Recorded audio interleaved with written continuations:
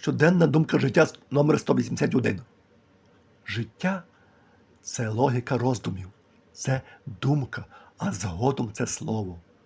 Якщо слово неправильне, слово лайливе чи проклинаюче, то логіка підказує, із поганих слів не збудуєш добре життя. Із поганих слів і побажань не збудуєш нічого доброго. А в першу чергу тій людині, яка говорить погані слова, нічого доброго не буде. Ось і подумайте, яке ви хочете життя для себе.